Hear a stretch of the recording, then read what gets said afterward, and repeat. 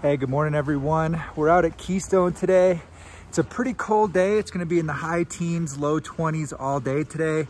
And we got a little bit of fresh snow, just about a couple of inches. So the groomer should be running pretty good. And today I'm gonna be taking a look at the Never Summer Swift snowboard. Let's check it out.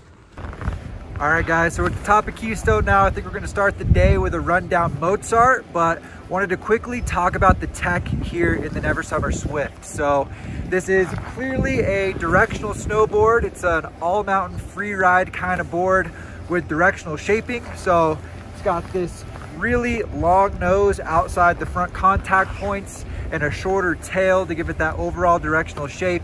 It also runs about a 20mm taper, so the tail is narrower than the nose, as well as just about an inch setback. So those bindings are shifted a little bit closer to the tail. Fully directional snowboard, should be a lot of fun for carving out here.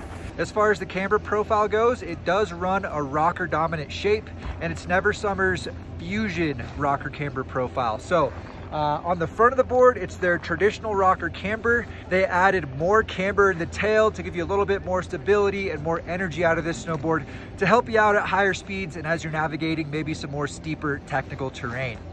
Other than that, this board is gonna run a sintered base. It's got a lot of carbon built into it, as well as some other tech.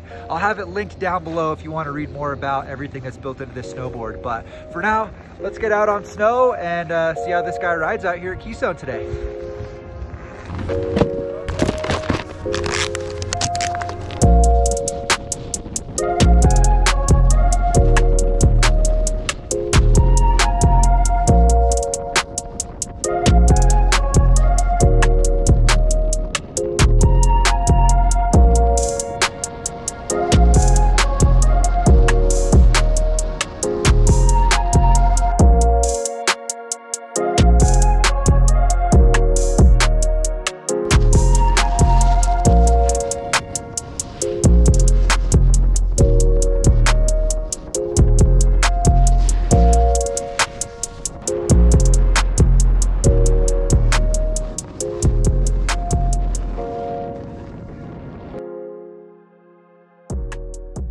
All right, first couple of laps down, we just made it over to the Outback here at Keystone. This is actually the first day that this zone is open, so might be able to find a little bit of powder out here, but wanted to share my just first impression thoughts on the Swift after those first couple of laps here. So I think the two biggest things I'm noticing that are dominating the feel of this snowboard is that rocker dominant profile as well as the flex. This board does have a pretty stiff flex, but the stability and the stiffness doesn't really come into play until you get to the end of the rocker profile. So you can kind of lean into the nose or lean into the tail a little bit and get that lifted up off the snow with very little effort just because of that overall rocker shape. But once you get to the end of that rocker, the board really stiffens up and offers a lot of stability, and you can really feel that stiffer flex. Another thing with that profile is that it has a completely different feel when it comes to initiating turns compared to a camber board. So I would say really quick turns. As soon as you get the board on edge, since it's naturally shaped in the arc of a turn already, it just puts you into the turn with very little effort. It's really quick and easy turn initiation, but it holds up at higher speeds as well, I think, because of that camber in the profile, as well as the stiffer flex. It's pretty good at a variety of speeds. The side cut on this snowboard is right around 8 meters. There's actually some powder out here. This looks like it's gonna be sick.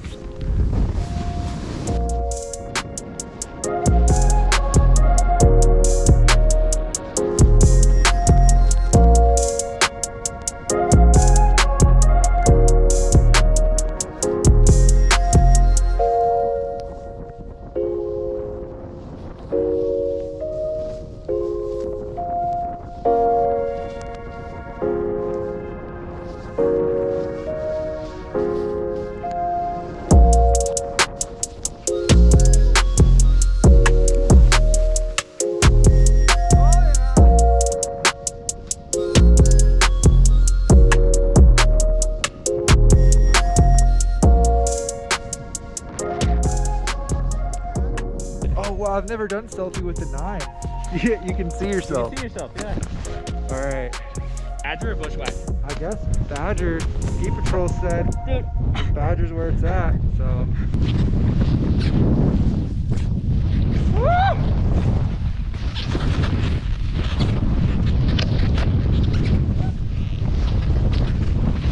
Ski Patrol came through with the tip to go down this run called Badger, and this is the first real POW of the season. I was not expecting this today. This is perfect for the Swift. Whew. Look at this. Yes!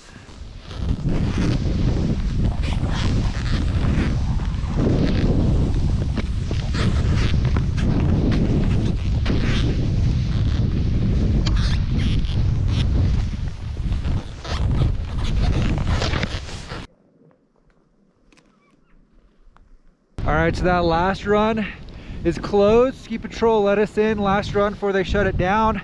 Now we're out here on North Bowl Trees, I think it's called. North Peak out here. Should be pretty sweet. Hopefully find some more snow. Off to a good start.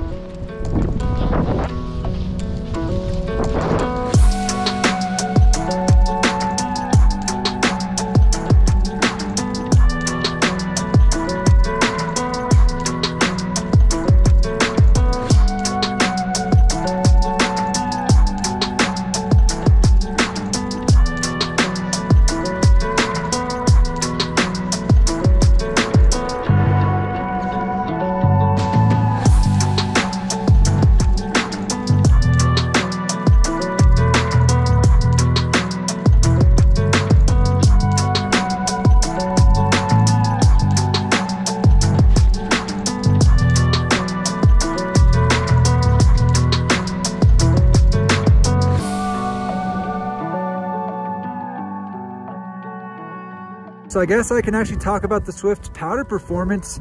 I filmed a couple of laps through there, took 2 laps just for fun as well. Found a lot of wide open untouched powder, and the Swift, just with bindings mounted at the reference stance, floating absolutely no problem. All the directionality in this board is just making float effortless. The rocker profile is actually really helpful for that as well, just naturally setting you up to keep that nose floating up on top of the soft snow. It's also a lot of fun for the trees as well. In the powder, able to get those quick turns with the setback stance and the slightly shorter tail, but sometimes, you know, after that fresh snow is tracked out a little bit, you'll get these bumps through the trees that you kind of have to swivel through, and the rocker profile comes in handy for that as well. Just setting the board up to easily navigate through those bumps without having to really put too much effort into it or steer too much on your back foot. It's just turning really quick and making that style of riding a lot of fun.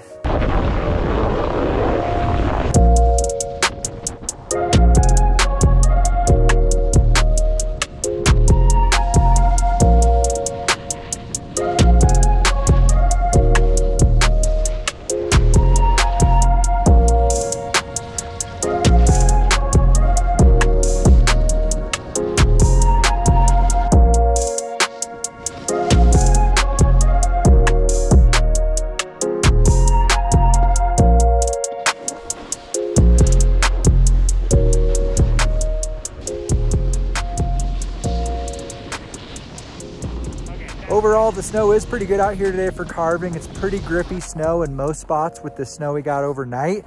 But on the steeper faces, there were quite a few icy spots, and I got to feel that Vario power grip come into play. The Swift did have solid grip through all the conditions I rode in today.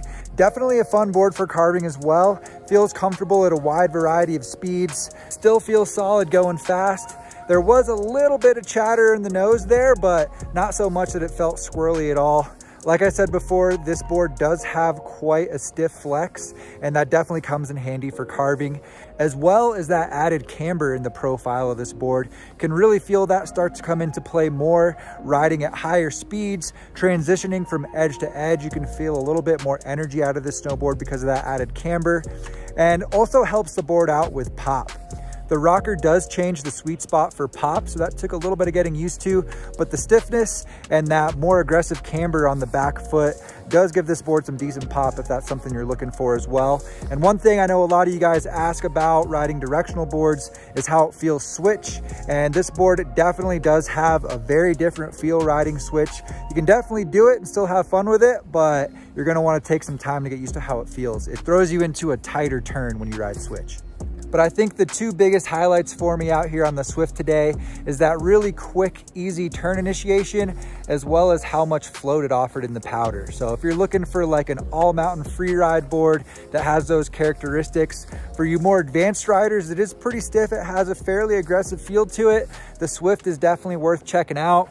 I hope you guys got some value out of this video today. I appreciate you guys watching. Let me know if you have any questions down in the comments below. Make sure to subscribe if you're new here. I appreciate all you guys, and I'll see you in a new review soon. Later, guys.